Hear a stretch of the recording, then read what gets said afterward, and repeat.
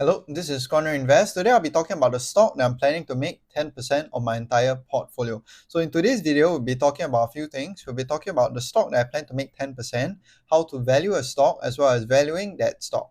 So the stock market has been down quite a fair bit recently. We're seeing red across the board, and that is when you see all these buying opportunities coming up. We have companies like Microsoft, Google, Nvidia, Apple, Amazon, all these different big tech companies coming down massively year to date, and that is when you start buying into these stocks. So this stock over here is none other than Amazon. So the stock that I want to make 10% of my portfolio is Amazon. So why do I want to make Amazon 10% of my portfolio? So Amazon stock is down around 30% from the highs. It is the largest online retailer in the US and is also the largest cloud provider in the entire world. So for the bull case for Amazon, I have three different theses over here that I have for Amazon. So the cloud business will continue growing. There will be margin expansion for Amazon as well as increased AI use cases for the entire business. So this is Amazon's cloud portion over here. So it is the largest cloud provider in the entire world. And then you have other companies like Alibaba, Oracle, Salesforce, IBM, Tencent. All these different companies, they simply cannot compete. So they have very, very small percentage of this entire market over here. So why can't they compete? Is because they simply don't have the money. They don't have the money. They don't have 75, 80, $85 billion to spend on capex every single year. Unlike your three big tech companies over here, Amazon, Microsoft, Google, they have a lot of money. They have massive reserves of money to spend on capex every single year, and that could be their moat as well. So if all these different companies, your Amazon, Microsoft, Google, they are able to spend 80, $90 billion in capex every single year, then they will likely get the lead in this cloud segment, which is growing massively right now. And that is why I think that portion, which is the ability to spend incremental amounts of money on building up of infrastructure, is also part of their moat as well. So this is Netflix 10K. They have said it previously and they still say it as well that Amazon's AWS portion is extremely important to the operations of their business. So this is a competitor to Amazon saying that Amazon is important to their business, and if AWS were to shut down, then Netflix business will be impacted as well. So this clearly shows how important your cloud providers are, and that is why I'm planning to be heavily invested in Amazon. Next portion over here, Amazon is the largest online retailer in the US, and this segment is a very low margin segment of the entire business. So over here you can see Amazon holds around a 40% market share in the e-commerce space in the entire world, and it holds around a 60% market share in terms of online retail as well as their physical stores in the US alone. So this is the US retail sales data. As you can see, the US retail sales data has never been negative apart from COVID. So this clearly shows that the consumer will just keep spending more and more money, and this is a secular growth trend for Amazon as well, because if your retail sales they never go negative, then it is likely that Amazon will have an incremental revenue over the next 10, 15 years or so. So this is Amazon's margin over here. And as you can see, the margins for all the different businesses apart from AWS is just terrible. So you have online stores, which is at around 2% margin. You have their third-party seller services, which is around 10%, subscription, which is around 10%. So when you have other companies like Meta, Google having 40, 50% margins, and you have Amazon over here having only a 10% margin, there is a lot of room for margin expansion. And then you have other portions as well, like the physical store, which is not making any money at all. And then you have this portion over here, which is the other segment, also around a 1% margin. So as you can see, Amazon is a very low margin business. So there is clearly a lot more room for margin expansion over time, which will drive up their earnings. So this is Amazon's earnings over here. And over time, as you can see, Amazon's earnings has basically accelerated again. So they had a bump in around 2022 or so when they spent a lot of money, and then they had overcapacity in AWS as well when we had the economic downturn, and that is when you saw Amazon having negative margins in their retail segment, which caused the earnings to drop massively. But since then, the earnings have skyrocketed again. It has accelerated and is growing much faster than it was pre-2022. So margin expansion is the story for Amazon today, because in 2023, they had margins of 2.7% for everything outside of AWS, and in 2024, the margins doubled to 5.4%. I don't expect them to double it again, but an increase of a percentage in just the margins will massively help the earnings of this business. Next portion. So this is how I view Amazon. So you have Amazon.com over here. I view Amazon as sort of like a funnel to all your different other segments over here.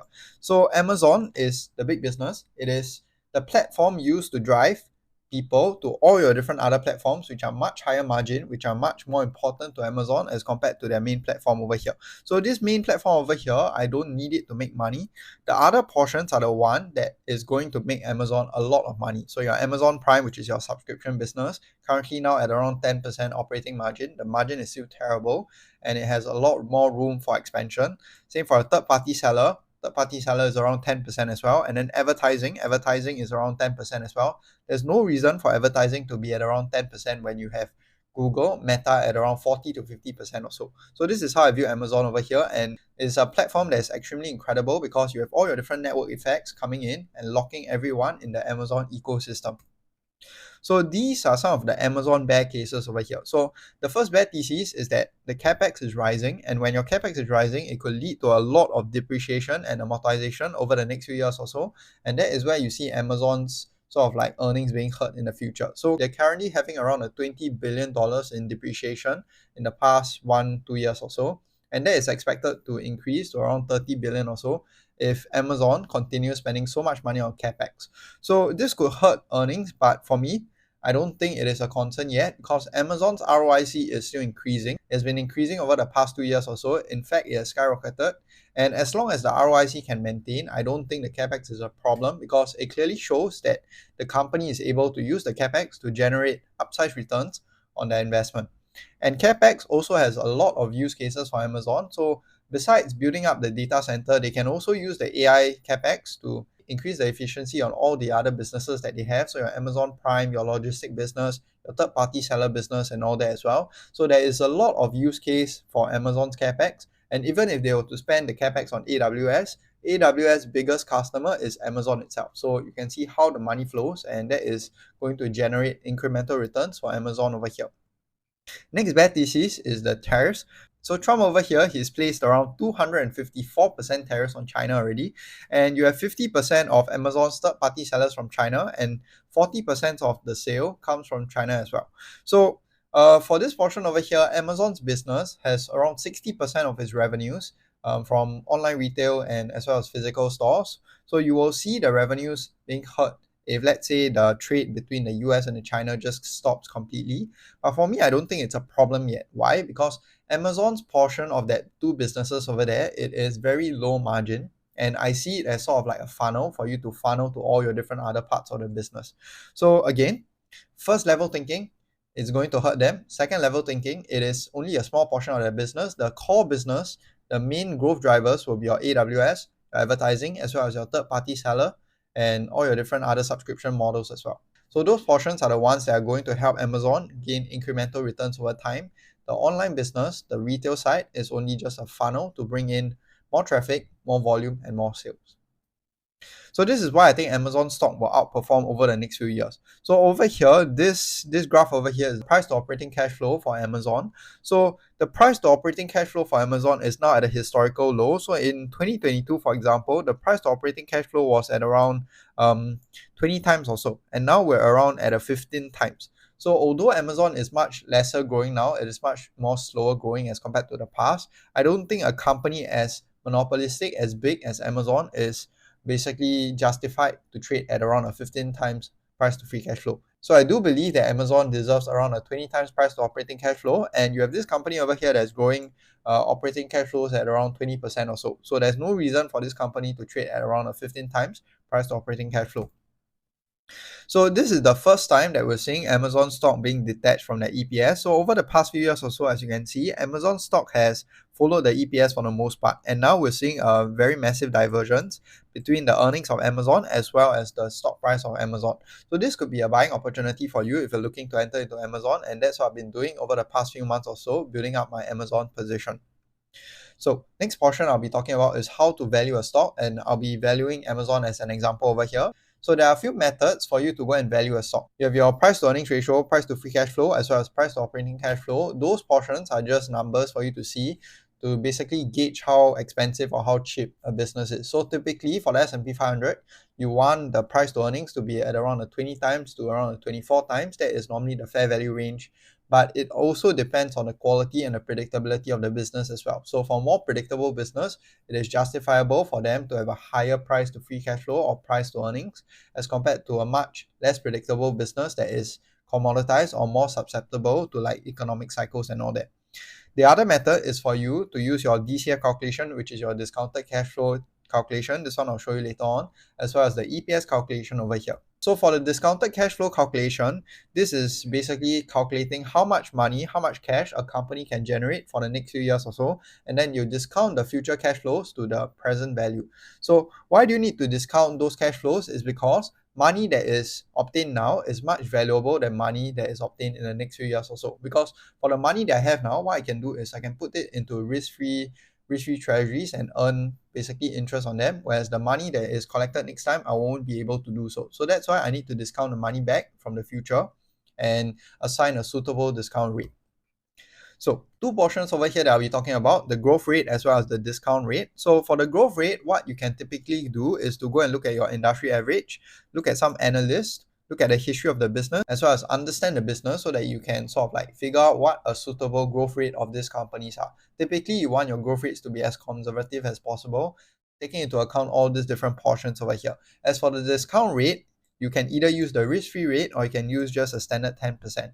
So for the risk-free rate over here, it is your bond yield rate, your 10-year bond yield rate. And so when there is a greater bond yield, what happens is there will be a greater discount rate for stocks. So that's why you want your Fed to lower the interest rate so that there is more upside for all your stocks over here.